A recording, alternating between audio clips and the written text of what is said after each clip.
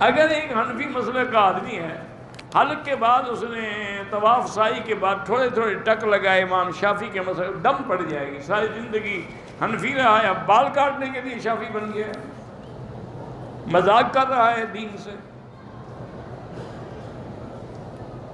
حضور کا جنازہ پڑھا ہی نہیں کیا تو جنازہ کون پڑھاتا؟ تو صحابہ جاتے تھے اندر درود شریف پڑھ کے باہر جاتے۔ جنازہ تو اس کا پڑھا جاتا ہے جس کے لیے دعا کی جائے گناہ بخشنے کی۔ حضور تو معصوم تھے، ان کے جنازے کا کیا مطلب؟ یہ تو شیعہ نے ان کے دماغ میں ڈالا ہوا ہے نا، جنازہ کس نے پڑھایا؟ پھر حضرت علی نے کیوں نہیں پڑھایا؟ اصل وارث تو حضرت علی تھا، باقی کیوں مجرم ہے؟ مجرم تو پھر حضرت علی ہے۔ اصل بات یہ ہے کہ نبی معصوم ہے، ان کا جنازہ ہوتا ہی نہیں۔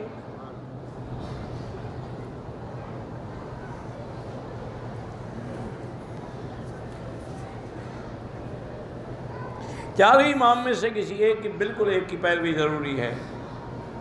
رات کے وقت مسافر گھر میں نہ داخل ہو، اچانک داخل نہ ہو، خدا نہ خواستہ اندر کیا حالات ہیں تو کسی نقصان کا سبب نہ بن جائے۔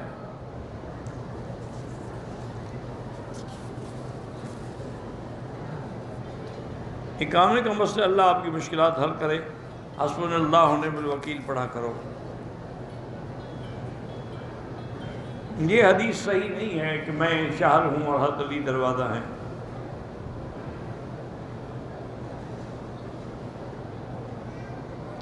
یہ حدیث میں ہے کہ روٹی سے پہلے پانی پئیں تو سونا ہے، درمیان میں پئیں تو چاندی ہے، اور آخری میں پئیں تو لوہا ہے، اور بالکل نہ پئیں تو کچھ نہیں ہے۔ یہ حدیث بھی تم نے گھڑی ہے، حدیث نہیں ہے۔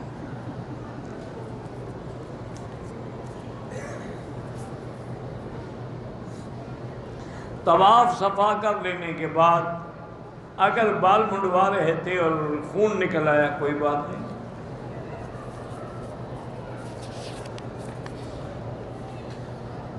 پاکستان سے عمرہ کرنے گیا، خانہ کعبے کا طواف کیا، گھر والے گم ہو گیا، صفا مروہ نہیں کیا، سر مڈا دیا، دم پڑ گئی۔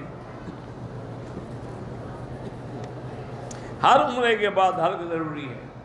مسجد عائشہ سے عمرہ ہو جاتے ہیں، ہاں جی ہو جاتا ہے۔ ہر عمرے کے لیے احرام دھونا ضروری نہیں ہے، جب تک پاک ہے 100 عمرہ کرو۔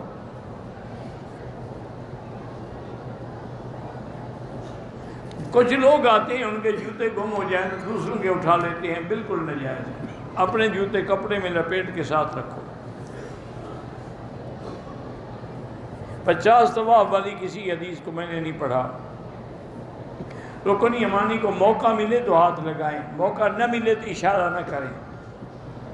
اسی طرح حجر اسود کو بھی دھکے دے کے بوسہ نہ دیں، دور سے اشارہ کر دیں، وہی بوسے کا ثواب ہے۔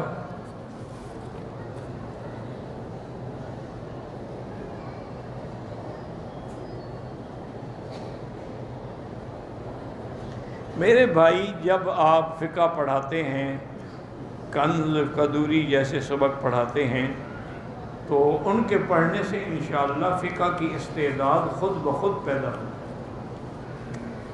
اور دوسری بات یہ ہوتی ہے کہ ایک روایت میں ہے کہ جس آدمی نے کسی چیز کا علم حاصل کیا، ثم عمل بما علم، پھر اس بات پہ عمل بھی کیا جو جانا، اللہ اس کو علم دیتے ہیں جو ما لم یعلم، جو وہ نہیں جانتا۔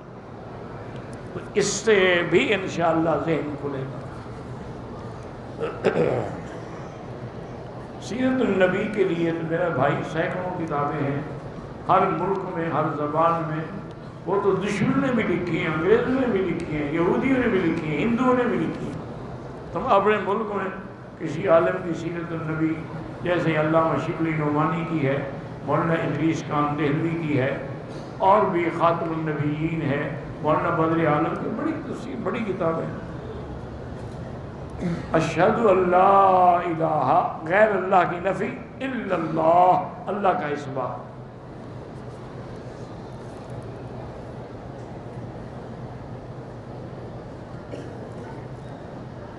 ایک مولوی صاحب کہہ رہے تھے کہ اگر نماز میں وسوسے آئیں تو بائیں دفعہ 3 دفعہ تھوک دیں تو انشاءاللہ نماز نہیں رہے گی، باقی سب خیریت۔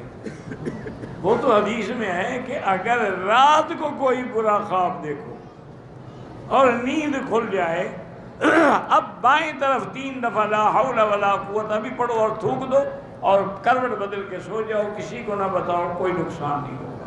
یہ تھوڑا کہ نماز میں تھوکتے رہو۔ اچھا مولوی صاحب حدیث سمجھیے ماشاءاللہ۔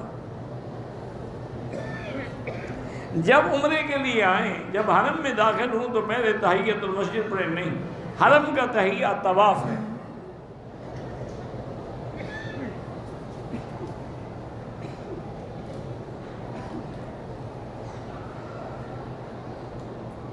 جس آدمی کو بھی پیشاب کے قطروں کی تکلیف ہے وہ انڈر ویئر بھی رکھے اور ہر نماز کے لیے نیا وضو کرے۔ جو وضو عصر کو کرے گا پھر قطرے گرتے رہیں مغرب تک وہ وضو ہے، مغرب کے لیے پھر شروع کریں، لیکن احتیاط کرے کہ وہ اس کے قطرے جو ہیں مسجد میں نہ گریں۔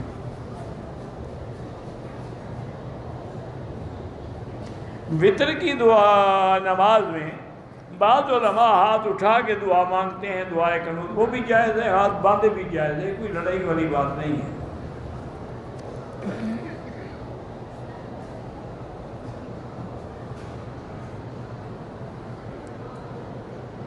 کہتے ہیں جی کہ اگر صفوں میں جگہ نہ ہو تو پھر آدمی اندر سے گزر کے امام کے ساتھ کھڑا ہو جائے۔ بالکل نہیں، امام کے پیچھے ہی کھڑا ہوگا، امام کے ساتھ تو کھڑا نہیں ہوگا۔ ساتھ تو تب کھڑا ہوگا جب ایک امام ہو اور ایک مقتدی ہو۔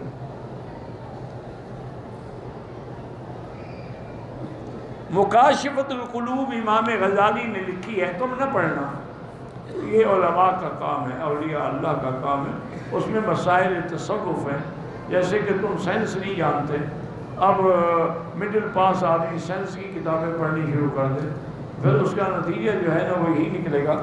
ایک آدمی نے تازہ ماشاءاللہ وہ حساب کا جو ہے نا جی کتابیں پڑھی، اور ایک نہر کے کنارے آ کے بیٹھا تو ایک بندہ بیٹھا ہوا تھا، اس سے پوچھا کہ بھئی اس کا پانی جو ہے، اس نے کہا جی ابتدا میں یہ 5 فٹ ہے، آگے 10 ہے، پھر آگے جا کے 20 فٹ ہو جاتا ہے۔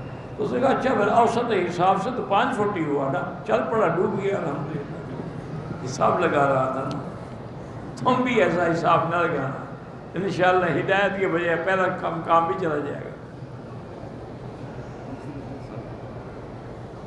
اگر ہاتھ لگ جائے حجر اسود کو پھر تو چومنا سنت ہے، نہ لگے تو چومنے کی ضرورت نہیں ہے۔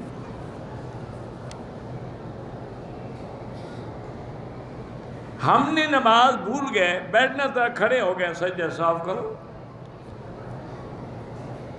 قضاء عمری ہوئی ہے، ہر نماز کے بعد قضا پڑھتے رہو، جتنا ہوگا باقی اللہ سے معافی مانگو، استغفار کرو۔